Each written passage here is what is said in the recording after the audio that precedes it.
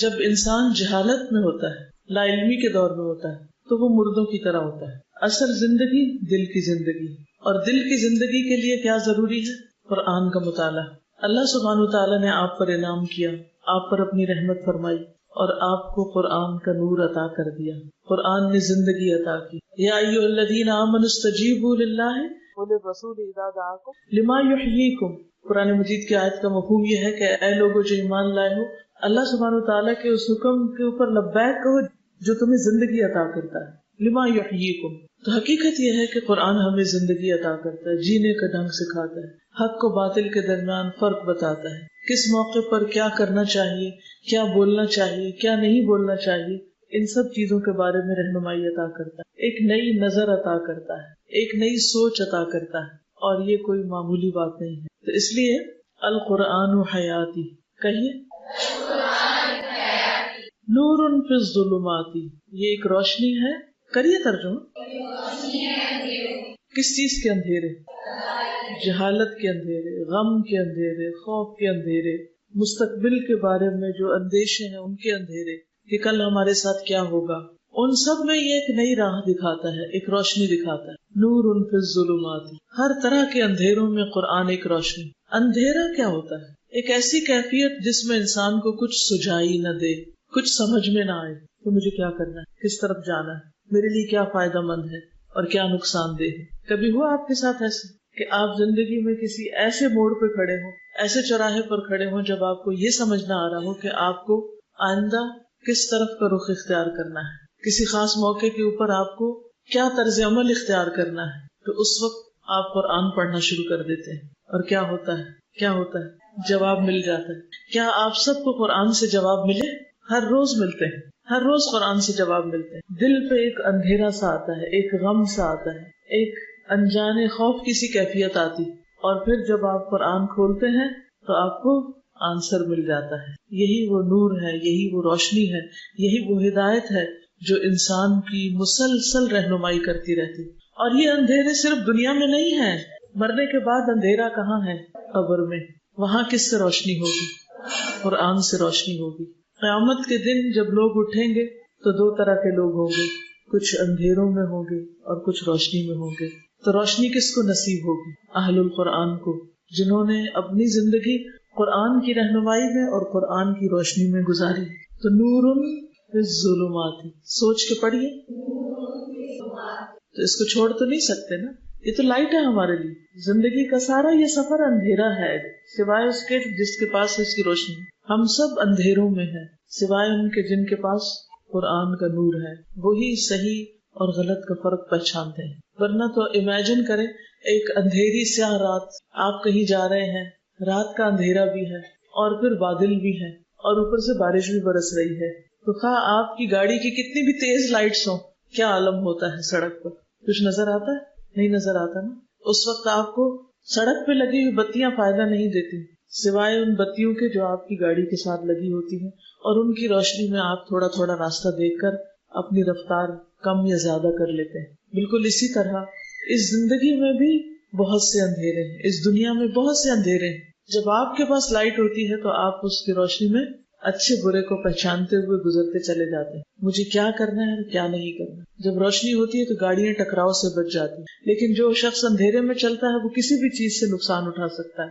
حتیٰ کہ آپ پیدل بھی چل رہے ہوں اور اگر آپ کے پاس ٹارچ نہ ہو اور خصوصاً آپ کسی جنگل میں چلے جا رہے ہوں تو پھر کیا ہوتا ہے؟ کوئی سانپ، کوئی بچھو، کوئی بھی چیز آپ کو کاٹ سکتی، کوئی چیز آپ کو ٹکرا سکتی یا آپ کسی چیز سے ٹکرا سکتے ہیں. لیکن اگر آپ کے پاس روشنی ہو تو آپ کو نظر آتا جاتا ہے. جب رات کو لائٹ چلی جاتی اور آپ کو اٹھ کر صرف واش روم تک ہی جانا ہو تو کیا چاہیے ہوتا ہے؟ روشنی چاہیے ہوتی ہے، کینڈل چاہیے، ٹارچ چاہیے. اور اب تو اللہ بھلا کرے موبائل بنانے والوں کا کہ جنہوں نے اس میں ایک ٹارچ لگا دی ہے یا اس کی اپنی روشنی، اب لوگ اس کی روشنی سے استفادہ کرتے ہیں. لیکن اس کے اندر بھی اندھیرے بھی ہیں اور روشنی بھی ہے. یہ ڈپینڈ کرتا ہے کہ آپ کیا کلک کرتے ہیں، کیا دیکھتے ہیں. تو قرآن کیا ہے؟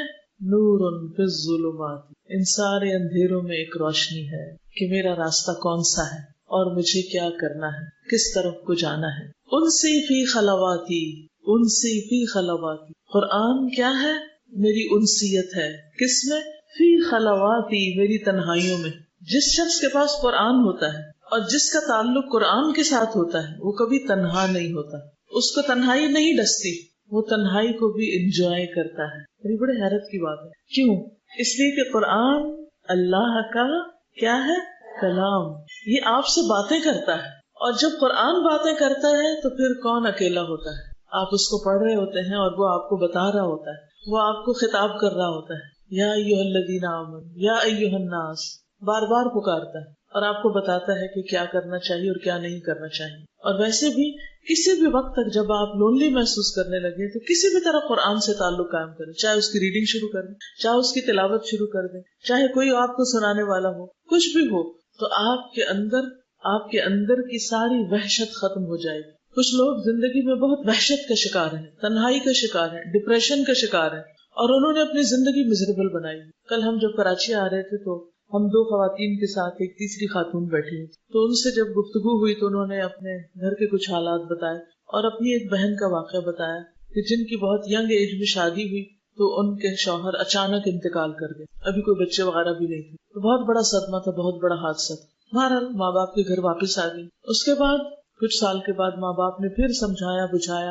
اور ایک ڈاکٹر کے ساتھ ان کی شادی کر دی۔ اتفاق یہ ہوا کہ کچھ سال کے بعد ان کی بھی اچانک ڈیتھ ہو گئی۔ دوسری دفعہ اسی قسم کا پھر حادثہ ہو۔ اب ایسے شخص کی حالت کیا ہو سکتی، کیا کیفیت ہو سکتی؟ غم کی، دکھ کی، پریشانی کہ وہ ہر ایک سے الوف ہو گئی، دنیا کی کسی بھی چیز میں ان کا دل نہیں لگتا، سب رشتوں سے بیزار ہو گئی، کسی چیز سے محبت نہیں کرنا چاہیے، زندگی میں کوئی ہوپ نہیں، رونق نہیں، کوئی روشنی نہیں، کوئی انسیت نہیں۔ حل کس میں ہے؟ قرآن میں۔ قرآن ہیل کرتا ہے، وہ شفا ہے۔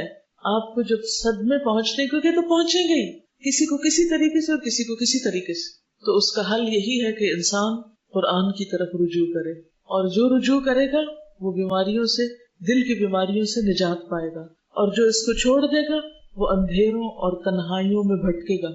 تو میں ایسے تمام لوگوں کو جو کسی بھی طرح کے کسی ڈپریشن کا شکار ہیں، وہ کسی نہ کسی قرآن کلاس کو جوائن کر لیں، اور کچھ ہی دن کے بعد دیکھیں گے کہ ان کے دل کی حالت بدلنا شروع ہو جائے گی۔ اور اگر آپ لوگ بھی جو اس وقت ایمان سے بھرے ہوئے ہیں، ایک ولولے سے بھرے ہوئے ہیں اور خوشی سے بھرے ہوئے ہیں کیونکہ قرآن کی دولت آپ کو ملی ہے، اگر آپ نے بھی اس کو چھوڑ دیا تو آپ بھی اندھیروں اور وحشتوں کی طرف لوٹ جائیں گے، کیونکہ یہ روشنی ہے نا۔ اگر روشنی کو آپ رکھ دیں گے تو کیا ہوگا؟ اندھیرا ہو جائے گا پھر سے۔ یہ ایسا نہیں کہ ایک دفعہ آپ نے قرآن پڑھ لیا تو پھر ہمیشہ کے لیے بس کافی ہو گیا۔ یہ تو دل کی غذا ہے، روح کی غذا ہے، جسے روز انسان کو لیے رکھنا پڑتا ہے۔ یہ تو ہر ایک کی ضرورت ہے، ہر وقت کی ضرورت ہے۔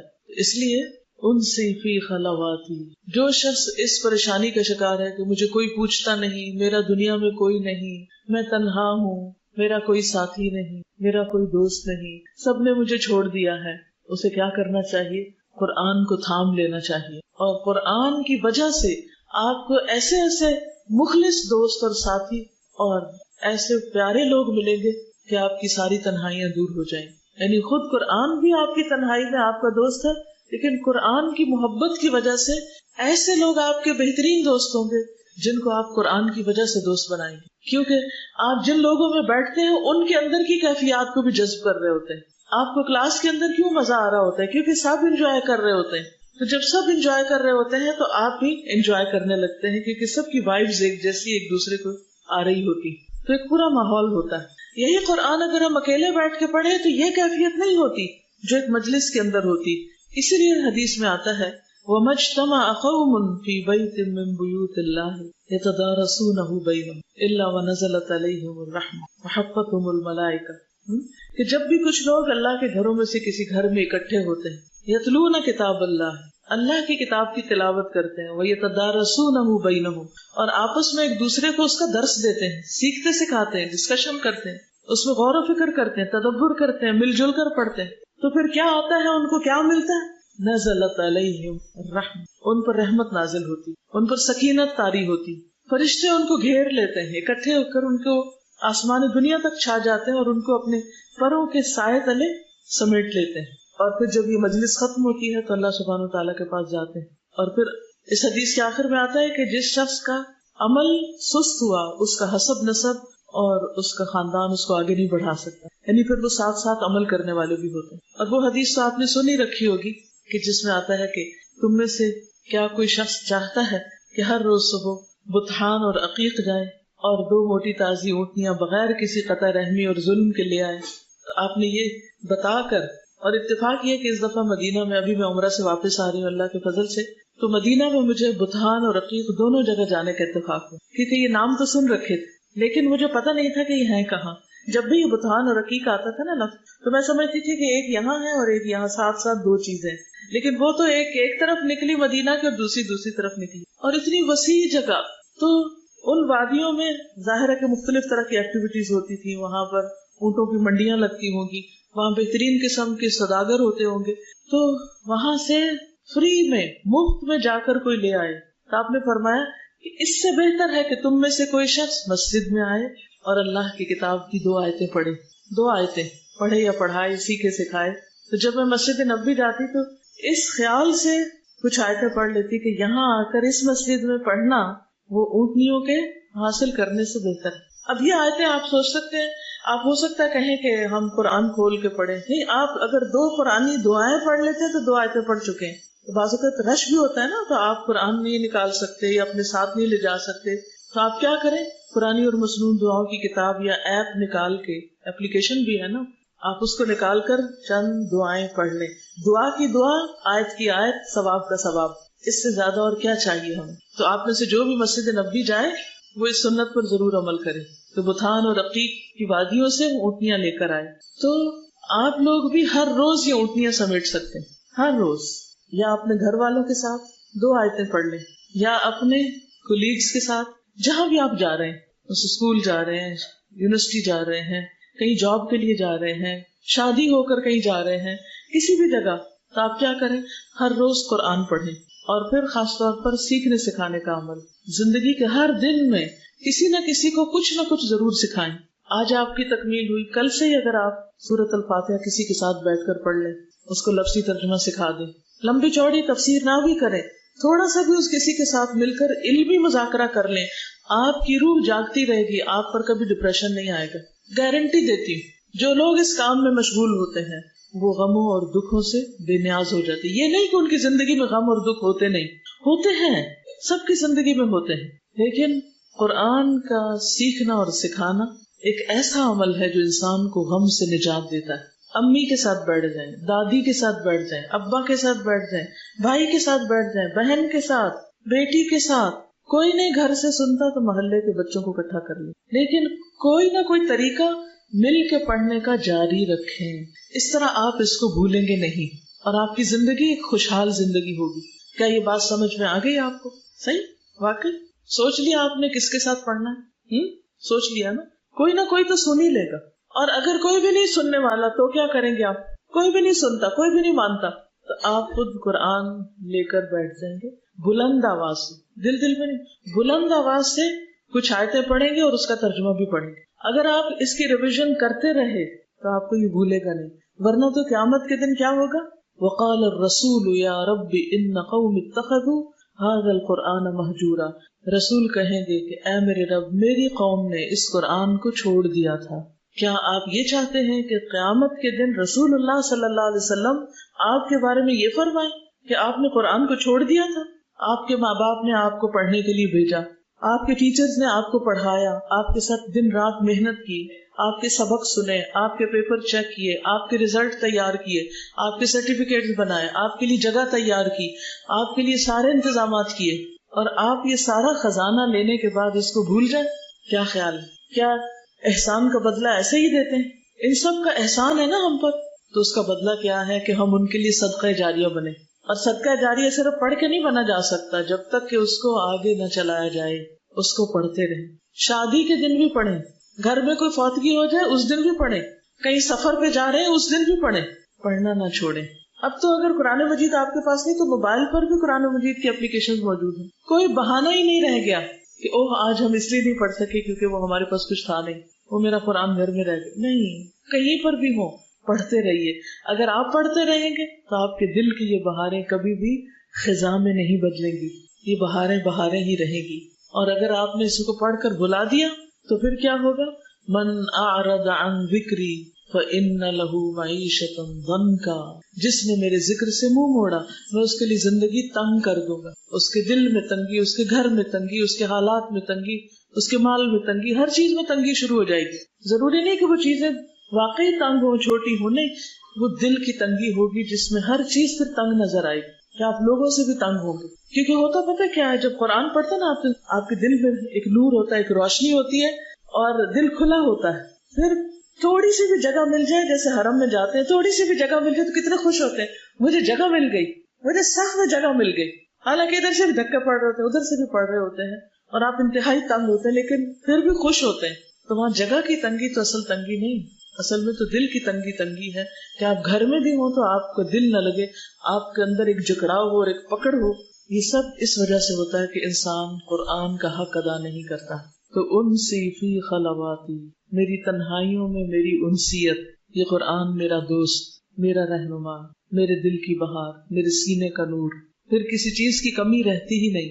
آزما کے دیکھ لیجئے، کیونکہ یہ سب چیزیں میری اپنی آزمائی ہوئی ہیں. جب دل میں قرآن کی خوشی ہوتی ہے تو مسکرانا بھی آ جاتا ہے، دوسروں کی غلطیاں بھی معاف کرنی آ جاتی ہیں، بڑے سے بڑے مشکل کام بھی آسان ہو جاتے ہیں. لیکن اگر دل میں قرآن کی خوشی نہیں، روشنی نہیں، تو ہر چیز سورج کی روشنی میں بھی اندھیری دکھ رہی ہوتی ہے. جیسے کھانا نہ کھائیں تو آنکھوں کے آگے اندھیرا آنے لگتا ہے بھوک سے، تو روح بھی بھوکی ہو جاتی ہے، وہ بھی آنکھوں کو اور دل کو اندھیرا کر دیتی، پھر کچھ نظر نہیں آتا. تو کسی کی خاطر نہیں، اپنی خاطر اس قرآن کو پڑھتے رہیے، ورنہ زندگی تنگ ہو جائے گی. وَنَحْشُرُهُ يَوْمَ الْقِيَامَةِ أَعْمَى، اور قیامت کے دن ہم اس کو اندھا اٹھائیں گے. قَالَ رَبِّ لِمَ حَشَرْتَنِي أَعْمَى، انسان کہے گا یا رب مجھے اندھا کیوں اٹھایا؟ قَالَ كَذَلِكَ أَتَتْكَ آيَاتُنَا فَنَسِيتَهَا. اللہ تعالیٰ فرمائے گا ہماری آیات تمہارے پاس آئی تھی، تم نے ان کو بھلا دیا ان کو. تو کیا آپ بھی ان میں شامل ہونا چاہتے ہیں جو قرآن کو پڑھ کر بھلا دے؟ نہیں، اللہ نہ کرے. تو اس کو یاد رکھنے کے طریقے معلوم ہونے چاہیے. اور یاد رکھیے کہ اکیلے اس پر جمنا اور اس پہ چلنا مشکل ہوتا ہے. کوئی نہ کوئی اپنا بڈی بنا لے، کوئی نہ کوئی اپنے ساتھ ملا لے، کسی گروپ کو جوائن کر لے، کچھ کر لیں، اور باہر نہیں تو اندر گھر میں اپنے بچوں کے ساتھ گروپ بنا لے. لیکن اجتماعی زندگی بسر کریں، تنہائی والی زندگی نہ بسر کریں.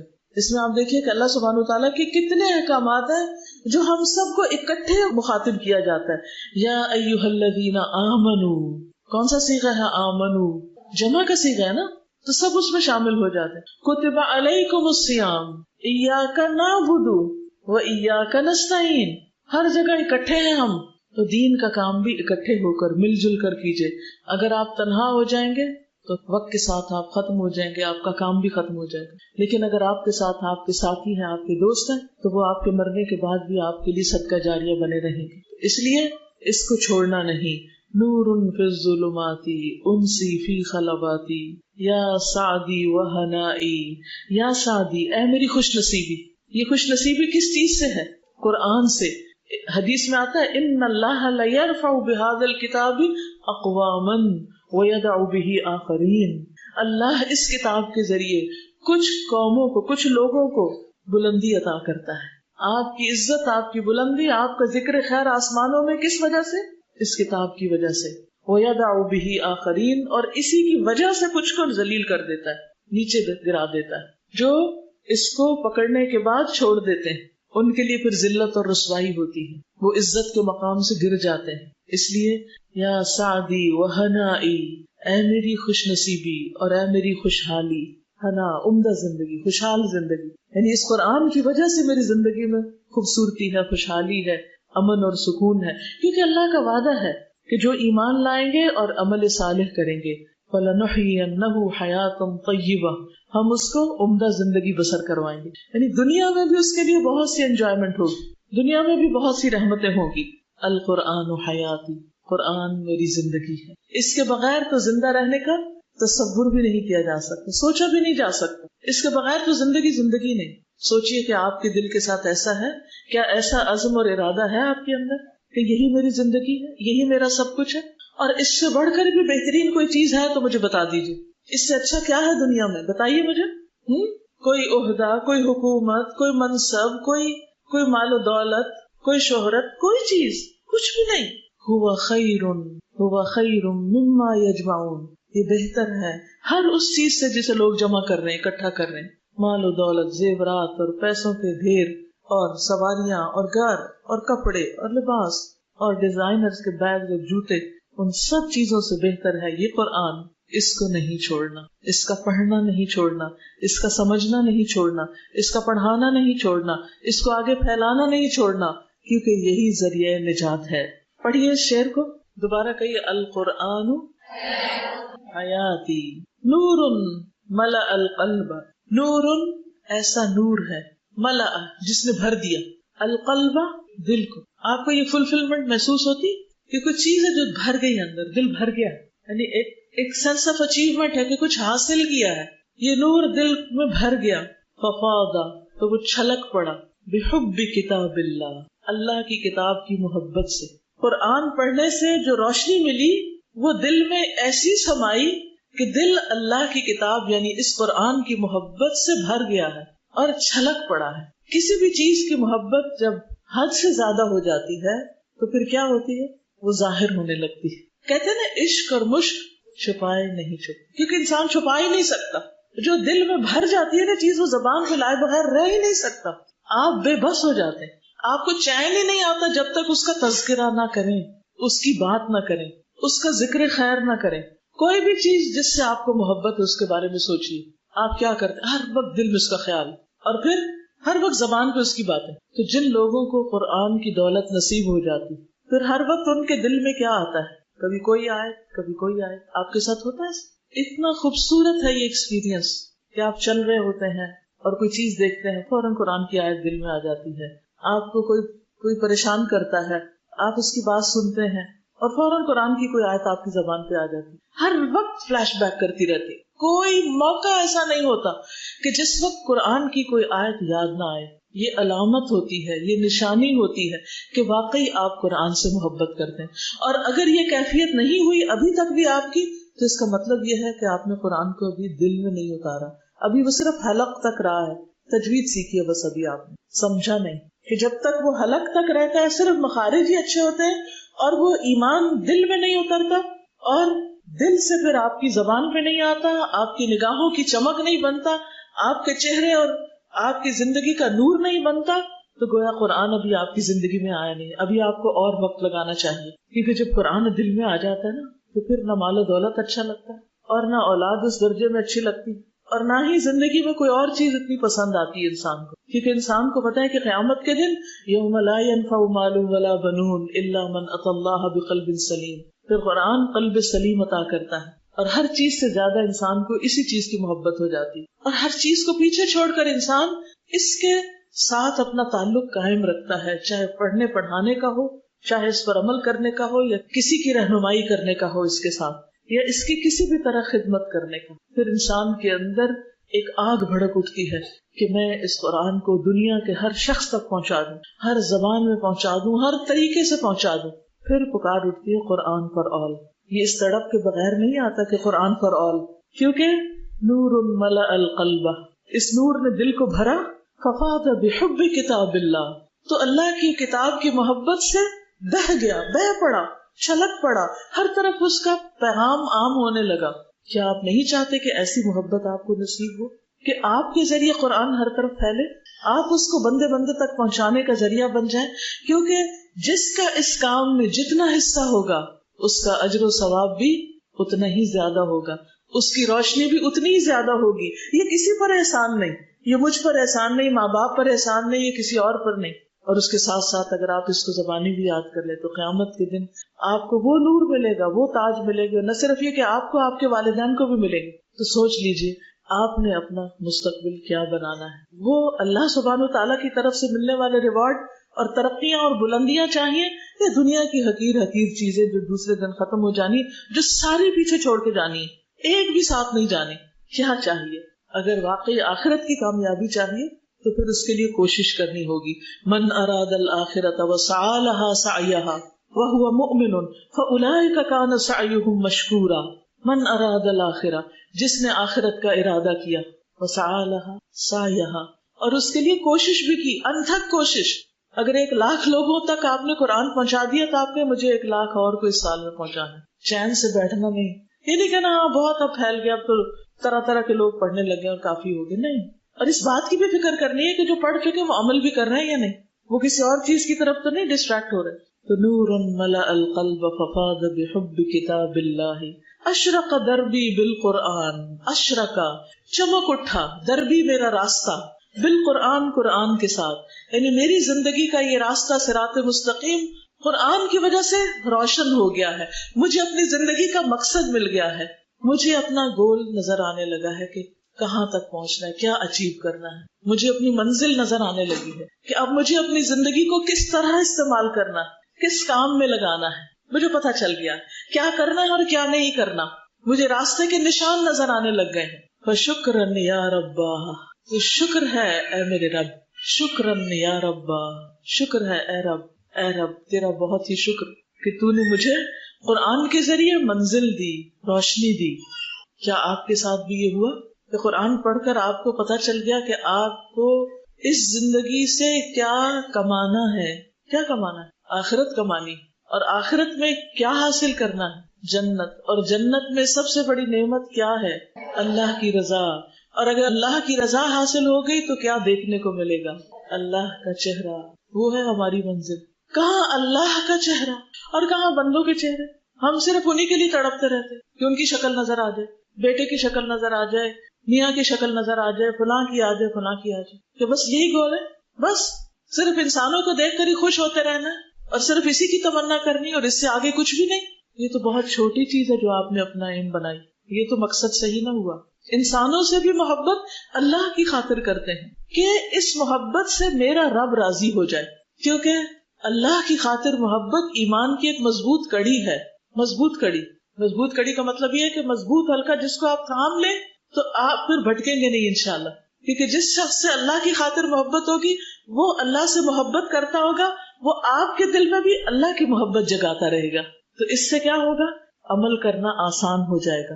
اور اگر آپ نے محبت کی ایسے لوگوں سے جو اللہ کو بھولے ہوئے ہیں، اللہ سے بہت دور ہیں، تو پھر کیا ہوگا؟ وہ آپ کو بھی بھلوا دیں گے، آپ کو بھی دور کر دیں گے. پھر آپ دنیا میں لگ جائیں گے اور جس لمحے آپ دنیا میں لگے گویا آپ نے اپنی منزل کھو دی، آپ کا راستہ گم ہو گیا. تو اشرق دربی بالقرآن فشکرن یا ربا، فشکرن یا ربا. اور میرے عظیم رب تیرا بہت ہی شکر. یمحو عتم اللیل، یمحو عتم اللیل المظلم یروی ظمأ الروح یجعلنا من اہل اللہ یطیب به المجروح. یمحو یہ مٹا دیتا ہے. کون؟ کون؟ قرآن. کیا؟ عتم اللیل رات کا اندھیرا. یہ راتوں کے اندھیرے کو مٹا دیتا ہے. یعنی ایسے لوگوں کی راتیں روشن ہو جاتی ہیں، وہ راتوں کو بھی اٹھ کر پھر قرآن پڑھنے لگتے ہیں. از المظلم جو اندھیری ہے، اندھیری راتوں کے اندھیرے کو ختم کر دیتا ہے، اندھیری رات کی تاریکی کو مٹا دیتا ہے. یروی ظمأ الروح، اور روح کی پیاس کو سیراب کر دیتا ہے. روح کی پیاس کو سیراب کر دیتا ہے. جب روح پیاسی ہوتی ہے تو پھر انسان کی کیفیت کیا ہوتی ہے؟ کوئی بتائے گا؟ قرآن جب تک نہیں تھا زندگی میں تو زندگی کیسی پھیکی پھیکی تھی. کبھی میوزک سے دل بہلانے کی کوشش کر رہے ہیں، کبھی پارٹی سے، کبھی اس سے ملاقات کر، کبھی اس کو فون کر، کبھی بازار میں شاپنگ کر بلا ضرورت، کبھی کچھ کر کبھی کچھ کر، لیکن دل کی پیاس بجھتی ہی نہیں. ہاں جب قرآن آیا تو وہ پیاس بجھ گئی. اب ان چیزوں میں رغبت ہی نہیں رہی. اب وہ چیزیں بس زندگی کی ضرورت محسوس ہوتی ہیں، بس اس سے زیادہ کچھ بھی نہیں. کسی بھی ایک عام شخص سے پوچھیں کہ اگر آپ کو سعودی عرب جانے کا موقع ملے حج عمرے کے علاوہ، آپ کیا کریں گے؟ کیا کریں گے؟ شاپنگ. اس دفعہ میں تقریباً 20-21 دن رہی ہوں وہاں پر. 20-21 دن سوائے بک سٹورز کے میں ایک بھی دکان میں نہیں. میری بیٹی مجھ سے کہتی رہی کہ ایک دفعہ آپ چل کے دیکھے تو صحیح، ہو سکتا ہے کوئی چیز آپ کی ضرورت کی ہوگی. میں نے کہا فی الحال تو مجھے کہیں کوئی ضرورت محسوس نہیں ہو. میرے پاس زندگی کی ساری بنیادی ضرورتیں موجود ہیں. مجھے اپنا سامان نہیں بڑھانا، مجھے نہیں چاہیے کچھ. جب اللہ تعالیٰ اپنی خاص مدد کے ذریعے میری ساری ضرورتیں پوری کرتا ہے تو میں کیوں جاؤں بازار؟ کیا خریدنے جاؤں؟ چاہیے ہی نہیں کچھ. اور کتابوں کی دکانوں پر آپ لوگوں کو ذہن میں رکھ کے نئی نئی کتابیں دیکھتی رہی کہ اچھا عقیدہ واسطیہ اور مقاعد الشیطان کے بعد اب آگے کیا پڑھانا ہے اور کس طرح سیراب کیا جا سکتا ہے پیاسی روحوں. اور اللہ سبحانہ وتعالیٰ نے اور نئے نئے تحفے مجھے عطا کیے، خوبصورت کتابیں مجھے دکھائیں، ایسے مددگار لوگ عطا کیے کہ جنہوں نے میری رہنمائی کی کہ اب نیا کیا آ چکا ہے. تو انسان کی سوچ، انسان کی طلب، انسان کی تڑپ، انسان کا رخ ہی بدل جاتا ہے. کیونکہ اس کی خوشی وہ خوشی جو اس کو قرآن اور قرآنی علوم کے اندر ملی ہے وہ دنیا کے نہ بیسٹ پرفیومز میں ہے، نہ بیسٹ جیولری میں ہے، نہ بیسٹ ڈیزائنر کلوتھز میں ہے، کسی چیز میں بھی نہیں ہے ہی نہیں. کیونکہ دنیا کی جتنی بھی چیزیں جب وہ پہن لیتے ہیں تھوڑی دیر کے بعد کیا ہوتا ہے، بور ہو جاتے ہیں. قرآن سے کوئی بور نہیں ہوتا، ہمیشہ آپ کو نئی نئی چیزیں دکھاتا ہے. اس دفعہ جب میں مسجد نبوی میں تھی تو جمعے کا خطبہ ہو رہا تھا، تو اس میں امام صاحب نے قاری حذیفی نے جمعہ پڑھایا، بہت ہی اچھا لگ رہا تھا. میں تھوڑی دیر میں مسجد نبوی میں تھی، تھوڑی دیر میں آپ کی کلاسز میں آتی، پھر ادھر پھر ادھر پھر ادھر. میں نے کہا ان کو کیا خبر کہ ان کی تجوید جو ہے وہ کس کس کو فائدہ دے رہی. میرے شوہر اور بیٹے کو الحمدللہ موقع ملا کہ قاری حذیفی سے ملاقات کریں، تو تقریباً 45 منٹ کی ملاقات ہوئی اور ان کو سارا بریف کیا انہوں نے کہ کس طرح آپ کی جو کیسٹس ہیں وہ ہماری کلاسز میں چلتی ہیں، کس طرح آپ کی بہت سی شاگردیں جن کی آپ کو خبر بھی نہیں. تو انہوں نے بہت دعائیں دی اور بہت خوش ہوئے.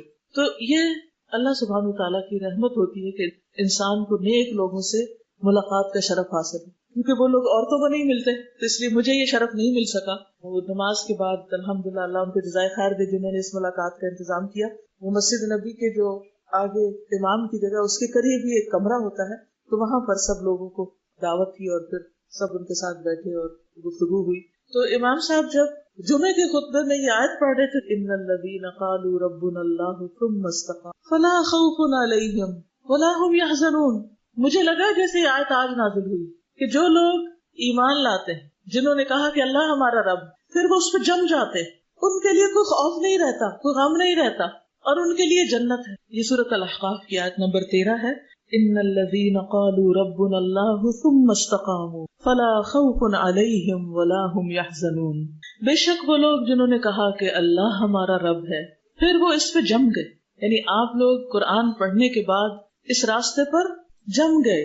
فلا خوف علیہم، تو پھر کیا نہیں ہوگا، خوف نہیں ہوگا. آپ کو ڈر لگتا ہے، مختلف چیزوں سے لگتا ہے، وہ آہستہ آہستہ دنیا کے ڈر بھی ختم ہو جائیں گے، قبر کا ڈر بھی ختم ہو جائے گا، آخرت میں جو ہال ہے جس میں لوگ مبتلا ہوں گے وہ بھی ختم ہو جائے گا، آپ وہاں بھی امن چین سے ہوں گے.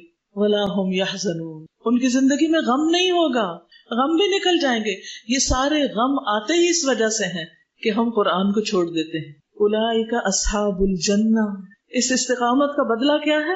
یہ جنت والے لوگ ہیں، خالدین فیہا، اس میں ہمیشہ رہنے والے، جزاء بما کانوا یعملون، یہ بدلہ ہے اس چیز کا جو وہ عمل کرتے تھے. تو آپ نے قرآن پڑھ لیا، اب وقت ہے عمل کا، کام کرنے کا. لیکن اگر آپ نے یہ راستہ چھوڑ دیا، قرآن کو بھلا دیا، قرآن سے تعلق ختم کر لیا، ادارے سے تعلق ختم کر دیا، ان دوستوں سے دوستی ختم کر دی جنہوں نے آپ کو اس راستے میں سپورٹ دی، تو آپ وہیں جا کھڑے ہوں گے اسی پستی میں جہاں سے آغاز ہوا تھا. پھر کوئی آپ کو اس سے بچا نہیں سکے گا. دوبارہ زندگی میں خوف اور غم کے سائے آ جائیں گے. یاد رکھیے اس کا حل صرف اور صرف یہ ہے کہ انسان اس کو مضبوط تھام لے. والذین یمسکون بالکتاب، والذین یمسکون بالکتاب، جو لوگ کتاب کو مضبوط پکڑتے ہیں، واقاموا الصلاۃ، اور نماز قائم کرتے ہیں، وآتوا الزکاۃ، زکات دیتے ہیں، انا لا نضیع اجر المصلحین، ہم مصلحین کا، اصلاح کرنے والوں کا اجر ضائع نہیں کریں گے. تو آپ نے اصلاح کرنی ہے اپنی بھی اور کس کی؟ معاشرے کی بھی، اپنے گھروں کی بھی، تو آپ کا اجر ضائع نہیں ہوگا. لیکن اگر آپ نے اس کتاب کو چھوڑ دیا تو پھر یہ ریوارڈ آپ کے لیے نہیں. تو اللہ نہ کرے کہ ہم ان لوگوں میں ہوں جو قرآن پڑھ کے بھلا دیتے ہیں اور قیامت کے دن پھر اندھے اٹھائے جاتے ہیں. تو یہ کتاب ایسی ہے جس نے اندھیری رات کے اندھیروں کو، تاریکی کو ختم کیا. یروی ظمأ الروح، جو روح کی پیاس کو سیراب کر دیتا ہے. یجعلنا من اہل اللہ، یہ ہمیں اہل اللہ میں شمار کرتا ہے. اس کتاب نے ہمیں کس میں شامل کر دیا؟ اہل اللہ. آپ صلی اللہ علیہ وسلم نے فرمایا کہ کچھ لوگ ایسے ہیں جو اہل اللہ ہیں، وخاصتہ، اور اس کے خاص بندے، وی آئی پیز. تو پوچھا گیا کہ کون ہیں وہ؟ تو آپ نے کیا فرمایا؟ ہم اہل القرآن، وہ قرآن والے ہیں. تو یہ کتاب یجعلنا من اہل اللہ، ہمیں اہل اللہ میں شامل کر دیتی ہے. یطیب بہ المجروح، جس کے ذریعے زخم خوردہ اچھا ہو جاتا ہے. یعنی جو دنیا کا ستایا ہوا ہوتا ہے، جو دنیا کا ستایا ہوا ہوتا ہے، وہ اس کتاب کے ذریعے شفا پا جاتا ہے. یہ ہو نہیں سکتا کہ آپ لوگوں میں رہیں اور لوگ آپ کو ہرٹ نہ کریں. کرتے ہیں لوگ، ستاتے ہیں، تنگ کرتے ہیں، باتیں بناتے ہیں، اعتراض کرتے ہیں، الزام لگاتے ہیں، کرتے ہیں نا، یہ سب کچھ ہوتا ہے. تو اس کی شفا کہاں ہے؟ قرآن میں. اس کی شفا قرآن میں ہے. قرآن میں یجعلنا من اہل اللہ یطیب بہ المجروح. سارے زخم مندمل ہو جاتے ہیں. لوگوں کی بے وفائیاں اور لوگوں کا چھوڑ جانا اور لوگوں کا ظلم کرنا اور لوگوں کا طرح طرح کے جھوٹے الزامات دینا، یہ سب کچھ جو زخم لگاتا ہے انسان کو، قرآن اس کو دھوتا جاتا ہے. نبی صلی اللہ علیہ وسلم پر اور صحابہ پر کچھ الزامات لگے تھے، کبھی کوئی آپ کو تانے دیے گئے تھے؟ پھر کیا ہوا؟ کیا وہ رونے دھونے بیٹھ گئے تھے؟ کیا وہ ڈپریشن میں چلے گئے تھے؟ ذرا تاریخ پڑھ کے بتائیے مجھے کہ کسی نے کبھی کہا ہو کہ فلاں صحابی کو ڈپریشن کا مرض لاحق تھا اور حضرت ابو بکر کبھی کبھی ڈپریشن میں چلے جاتے تھے. کبھی پڑھا آپ نے ایسا کچھ؟ کبھی نہیں. کیوں؟ اس لیے کہ یہ قرآن ان کو اتنا رلاتا تھا کہ دنیا کے لیے رونے کے آنسو باقی نہیں رہتے تھے. دنیا کی خاطر بچوں پر، مال پر، لوگوں کی باتوں پر رونے کے لیے پھر کچھ بچتا ہی نہیں تھا، کیونکہ آپ کو قرآن نے رلا دیا اور بہت رلا دیا. آپ آخرت کے غم میں رو دیے، اب آپ اور کس پہ روئیں گے؟ جس کو بڑے غم لاحق ہو جاتے ہیں وہ چھوٹے غموں کو بھول جاتا ہے، اس کو فکر ہی نہیں رہتی. ہوا نبراس حیاتی یرشدنا بہداہ. ہوا وہ کون؟ قرآن. نبراس چراغ ہے، حیاتی میری زندگی کا، یہ قرآن میری زندگی کا چراغ ہے. یرشدنا بہداہ، جو اس کی ہدایت کے ساتھ ہماری رہنمائی کرتا ہے. ارشاد کہتے ہیں نا رہنمائی، قرآن کے اندر جو ہدایت ہے اس کے ذریعے ہمیں رہنمائی ملتی. کیا آج کے بعد آپ کی زندگی میں قرآن کی ہدایت کی ضرورت ہے نا؟ تو پھر کیا کرنا ہے؟ اس کتاب کو چھوڑنا نہیں، پکڑے رکھنا ہے، پڑھتے رہنا ہے، پڑھاتے رہنا ہے تاکہ روشنی ملتی رہے. نور ملأ القلب ففاض بحب کتاب اللہ. ایسا نور جس نے دل کو بھر دیا، فل کر دیا، تو وہ اللہ کی کتاب کی محبت سے بہہ پڑا، چھلک پڑا، ہر طرف پھر اس کی روشنی پھیل گئی. اشرق دربی بالقرآن، میرے راستے کو قرآن نے منور کر دیا، چمکا دیا. فشکرن یا ربا، فشکرن یا ربا، شکر ہے اے میرے رب، شکر ہے اے میرے رب. یا رب، اے رب. اب آخر میں دعا دیتے ہیں. فکافئ من انشأ للتحفیظ سروح ہی دور للنور وفیہا اثر طہر یفوح. اے میرے رب، فکافئ، تو بدلہ دے، جزا دے، کافی ہو جا. کس کو؟ من انشأ، جس نے تعمیر کیا، بنایا، للتحفیظ، حفظ کرنے کے لیے، سروح، محل کو، اس عمارت کو، یعنی جس نے یہ بلڈنگ بنائی، اس بلڈنگ کا انتظام کیا کہ لوگ یہاں قرآن پڑھیں، اس کو یاد کریں. ایک حفظ تو قرآن کے الفاظ کا ہوتا ہے اور آپ نے اس کا ترجمہ حفظ کیا ہے، اس کو یاد کیا ہے، اس کو پڑھا ہے، سمجھا ہے. تو اب وہ دعا دے رہے ہیں کہ یا اللہ، جن لوگوں نے یہ سارا کچھ بنایا، یہ بلڈنگ بنائی، یہ لائٹیں لگائی، یہ پنکھے لگائے، یہ صفائی کا انتظام کیا، اس کی ڈیکوریشن کی، یا رب ان کو کافی بدلہ عطا کر، اتنا کہ جو ان کو کافی ہو جائے، پورا. اور یہ حق ہے نا کہ جو ہمارے لیے یہ فیسلٹیز دیتا ہے اس کو دعاؤں میں یاد رکھا جائے، جو ہمیں فیسیلیٹیٹ کرتا ہے. کیونکہ عام طور پر ہمیں صرف ایڈمن سے شکایتیں ہی ہوتی، ہر وقت ان کے بارے میں ہم کچھ نہ کچھ بولتے ہی رہتے ہیں کہ کچھ نہیں کرتے، یہ نہیں ہے، وہ نہیں ہے، یہ کیا ہو گیا، وہ کیا ہو گیا. لیکن یہاں پر ان کا شکریہ ادا کیا جا رہا ہے کہ اللہ کا شکر ہے جنہوں نے یہ ساری مینجمنٹ کی، یہ سارے پروگرام بنائے، ان کو ایڈورٹائز کیا، لوگوں کو بلایا، انٹرویو کیے، کلاسز لی، ٹائم ٹیبل بنائے، سبق سنے، اور کیا کیا محنتیں نہیں کی. تب ہم اس قابل ہوئے کہ ہم قرآن کو سمجھیں، اور تراویح میں جب امام صاحب پڑھیں تو ہم پیچھے سن کے روئیں، کیونکہ جن کو سمجھ نہیں آتی وہ رو بھی نہیں سکتے. دور للنور، یہ مکانات ہیں روشنی کے، یہاں روشنیاں ہیں، یہ بلڈنگز روشنیوں والی ہیں، لائٹ ہاؤسز ہیں. ایسا ہی ہے نا، یہاں سے روشنیاں بڑھتی ہیں. وفیہا عطر الطہر، یہاں پاکیزگی کے پرفیومز ہیں، عطر ہیں، خوشبوئیں ہیں. یفوہ، جو ہر طرف پھیلتی ہیں، یعنی انسان میلا گندا آتا ہے اندر، قرآن ہمیں صاف کرتا ہے، خوشبو لگاتا ہے، اور پھر ہم باہر نکل کے پاکیزہ باتیں کرنے لگتے ہیں، غیبت چھوڑ دیتے ہیں، دوسروں کے اوپر جھوٹے الزام لگانا چھوڑ دیتے ہیں، اچھی باتیں کرنے لگتے ہیں. ہماری زندگی میں پاکیزگی آنے لگتی ہے، دل میں آنے لگتی ہے، زبان پہ آنے لگتی ہے، مسواک کی عادت ہو جاتی ہے، نگاہوں میں پاکیزگی آنے لگتی ہے، فحش تصویریں دیکھنا اور فحش موویز دیکھنا چھوٹ جاتا ہے، کانوں سے فحش باتیں اچھی نہیں لگتی، نیکی کے راستے پر انسان چلنے لگتا ہے. تو ہی دور للنور، یہاں سے روشنیاں عام ہوتی ہیں، یہ روشنیوں کے گھر ہیں، یہاں سے عطر لگایا جاتا ہے جس کی خوشبو ہر طرف پھیل جاتی ہے. ہیا، آ جاؤ آ جاؤ، یا من تاہن، جو بھی بھٹکے ہوئے ہو، سارے بھٹکنے والوں آ جاؤ، جو ادھر ادھر مارے مارے پھر رہے. قرآن مجید میں آتا نا یتیہون فی الارض، وہ زمین میں مارے مارے بنی اسرائیل پھر رہے تھے، بھٹکے ہوئے تھے. وہ اپنی منزل تک جانا چاہتے تھے لیکن اللہ نے بطور سزا ان کی منزل گم کر دی تھی، کیونکہ ان کو ایک ٹارگٹ ہدف دیا گیا تو انہوں نے اس کا انکار کیا. تو وہ سارا دن صحرا نوردی کرتے، شام کو وہیں پہنچ جاتے جہاں سے شروع ہوتے. ان کا سفر ختم ہی نہیں ہو رہا تھا. تو اسی طرح کچھ لوگ جو دنیا کی محبت میں ہیں سارا دن دنیا کے پیچھے بھاگتے رہتے ہیں. ان کی زندگی میں قرآن کی روشنی نہیں.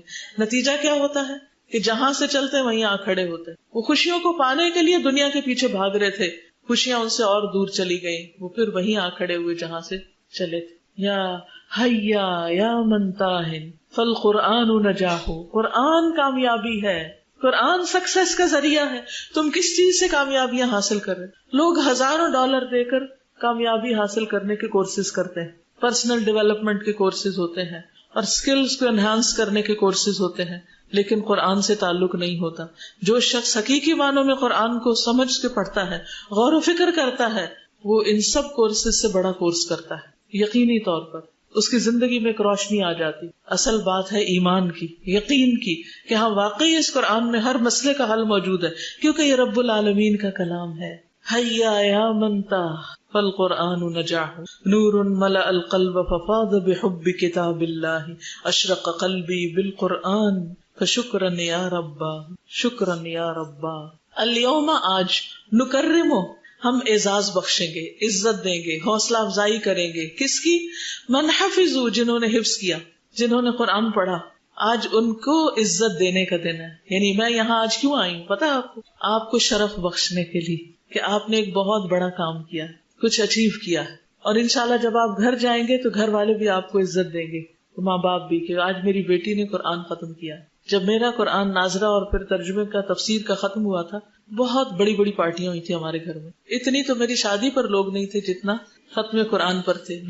بلا مبالغہ اتنے لوگوں کو دعوت دی گئی تھی، اتنے لوگوں کے کھانے کا انتظام کیا گیا تھا. کس کی خوشی میں؟ قرآن کی خوشی میں. قرآن کو اعزاز دینے کے لیے، قرآن والوں کو اعزاز دینے کے لیے، یہ بتانے کے لیے کہ یہ تمہارے لیے زندگی میں سب سے بڑی کامیابی کا ذریعہ ہے. والدین نے یہ کانفیڈینس دیا یہ پارٹیاں کر کے، کیونکہ جب ہم بچوں کو دنیا میں کچھ اچیو کرتے ہیں تو سب کچھ ہنگامہ کر رہے تھے، خاص طور پہ شادی. تو اس لیے لوگ سمجھتے سب سے بڑی کامیابی شادی ہو جانا ہے، اور جس کی شادی نہیں ہوئی اس نے تو کچھ کیا ہی نہیں زندگی. یہ کیوں؟ اس لیے کہ ہم نے شادی کو سب سے زیادہ امپورٹینس دے رکھی اور بچوں کے قرآن پڑھنے کو لیسٹ امپورٹینس دے رکھی. وہ ہو کہ نہ ہو، پڑھے کہ نہ، کوئی بات نہیں، شادی ہو جائے یہ بڑی اچیومنٹ ہے. ہماری پرائرٹیز ہے نا. تو جب تک ہم قرآن کو یہ عزت نہیں بخشیں گے، قرآن والوں کو یہ عزت نہیں بخشیں گے، اس وقت تک آگے نہیں بڑھ سکتے بچے. کیونکہ وہ بھی دیکھتے ہیں خاموشی سے کہ ہمارے والدین کس چیز کو زیادہ امپورٹینس دیتے ہیں، کس چیز پر زیادہ خوش ہوتے ہیں، کب زیادہ خوشی مناتے ہیں. تو ہم سب اپنی زندگیوں میں عملی نمونہ دیکھ سکتے ہیں نا کہ ہم نے زندگی میں کب کب اپنی یا بچوں کی خوشی منائی. تو آپ بھی ہمارے بچے ہیں، آپ کو عزت دینے کے لیے ہم حاضر ہوئے ہیں. حفل ثم نروح الیوم نکرم من حفظوا حفلا حفل ثم نروح. پھر ہم چلے جائیں گے. یعنی ہم آپ کے اس پروگرام میں شرکت کے لیے آئے ہیں. حفل کہتے ہیں پارٹی پروگرام. اس پروگرام میں آئے ہیں آپ کو عزت بخشنے کے لیے، انکریج کرنے کے لیے، آپ کی خوشی میں شریک ہونے کے لیے. ثم نروح، پھر ہم اس کے بعد آپ کو سی آف کر دیں گے. لیکن یہ تو صرف دنیا میں سی آف کریں گے، کیونکہ اکٹھے بیٹھ نہیں سکتے نا ہر وقت. یہ ہو نہیں سکتا کہ ہر روز میں یہاں ہوں، یہ ہو نہیں سکتا کہ ہر روز ختم قرآن ہو. لیکن ہمارا مقصد ختم نہیں ہوتا. یہاں ہمارا کورس تو ختم ہو گیا ہے لیکن زندگی کا مشن ختم نہیں ہوا. سوچئے ایسا ہی ہے کہ کورس کے ساتھ سب آرزویں، امنگیں اور مشن سب کچھ ختم ہو گیا؟ نہیں، ہرگز نہیں. لیکن الکل لدرجات فی الجنات طموح، لیکن ہر ایک کے درجے ہیں. جنتوں میں امیدیں ہیں، یعنی بلند درجوں کی امیدیں ہیں. جنتوں کے درجے حاصل کرنے کی اور وہاں ملاقات کرنے کی تمنا اور امید اور امنگ باقی ہے. دنیا میں ہم ایک منزل تک پہنچے، لیکن ابھی تو ہمارے سامنے اور منزلیں ہیں جن تک ہمیں پہنچنا ہے اس قرآن کے ذریعے. تو ہر ایک کا وہاں درجہ ہوگا. دیکھیں آج آپ یہاں سے جب جدا ہوں گے تو سب کو ایک جیسا پڑھایا گیا، سب نے ایک جیسے امتحان دیے، سب ہو گیا. لیکن جب آخرت میں جنت تک پہنچیں گے تو ہر ایک کا درجہ فرق ہوگا. کس کا بلند ہوگا؟ جو بلندیاں چاہے گا. اور جو بلندیاں چاہتا ہے پھر اس کے ساتھ کیا ہوتا ہے؟ اس کو بلند محنت کرنی پڑتی ہے، زیادہ محنت کرنی پڑتی ہے. اس کو زندگی کے دنیا کے آرام قربان کرنے پڑتے ہیں. اس کو ایک مسلسل ہلچل والی، حرکت والی زندگی بسر کرنی پڑتی. وہ پھر امن سے، چین سے بیٹھ نہیں جاتا. کہ ہاں میرا کورس ہو گیا، آج لمبی تان کے سوئیں گے، سارے ٹیسٹ ختم ہو گئے، اب ہم فارغ ہو گئے، قرآن کو اٹھا کے وہ اوپر رکھ دے. نہیں، ابھی تو زندگی شروع ہوگی، کیونکہ اب ہم نے اس مشن کو لے کے آگے بڑھنا، دنیا کے بندے بندے تک جانا، ہر اس بندے کے لیے تڑپنا ہے جس تک یہ روشنی نہیں پہنچی. تو جو جتنا کما سکے کما لے، میدان کھلا ہے، تجارت عام ہے، کوئی پابندی نہیں، کوئی ریسٹرکشن نہیں. لیکن الکل لدرجات فی الجنات تمور. اب ہماری تمنا کیا ہو جانی چاہیے؟ جنت کے بلند درجے حاصل کرنا. غایتنا الرحمن نتطلع لرضاہ. ہماری منزل رحمان ہے، اللہ کی رضا ہے، ہم وہاں تک پہنچنا چاہتے ہیں. قرآن پڑھنے کا مقصد ایک سرٹیفکیٹ حاصل کرنا نہیں تھا، قرآن پڑھنے کا مقصد رحمان کو پانا تھا، اللہ کی تلاش تھی، اس کی رضا کی تلاش تھی. اب اس کا راستہ مل گیا، اب اس تک پہنچنا ہے. اب ایسا تو نہیں نا کہ آپ مثلاً آج آ رہے تھے اور خواتین کلب کا راستہ ڈھونڈ رہے تھے، جب راستہ ملا یہاں تک دروازے تک پہنچے تو واپس چلے گئے. نہیں، اب تو آپ کو اندر آنا ہے. اسی طرح قرآن کے ذریعے ہمیں رب کی معرفت نصیب ہوئی، اب ہم نے اس تک پہنچنا ہے، اس کی رضا تک پہنچنا ہے. اس مقصد کو لے کر ہم نکلیں گے انشاءاللہ، اور اس مقصد کے ساتھ اختتام کریں گے، اور اس مقصد کے ساتھ ہم جئیں گے اور مریں گے، تاکہ جب ہم اٹھیں قیامت کے دن، اس حشر کے دن جس کی مدت 50,000 سال ہے، تو ہمیں اللہ کے عرش کے سائے تلے جگہ نصیب ہو، وہاں پر ہم ملاقات کریں. لیکن صرف وہی کر سکیں گے جو اس کے ساتھ جڑے رہیں گے، اس پر قائم رہیں گے. اگر آپ نے اس کو چھوڑ دیا تو یہ آپ کو چھوڑ دے گا اور پھر راستہ گم ہو جائے گا. تو اگر آپ چاہتے ہیں کہ آپ کو راستہ ملا رہے تو اس کے لیے کچھ کریں، جان سے اور مال سے اس مشن میں شریک ہوں. کہیں پر بھی چلے جائیں دنیا میں، وہیں پر روشنیاں کر دیں. مجھے اتنی خوشی ہوتی ہے اس وقت جب میں کوئی ای میل پڑھتی ہوں، کوئی خط پڑھتی ہوں، جہاں مجھے دنیا کے کسی دور دراز گوشے سے خط آتا ہے کہ میں آپ کی اسٹوڈنٹ ہوں، فلاں جزیرے میں رہتی ہوں، یہاں ایک چھوٹی سی قرآن کلاس کرتی. دل باغ باغ ہو جاتا ہے کہ یہ ہیں وہ لوگ جو مشن کو آگے لے کر بڑھ رہے ہیں. ہم ان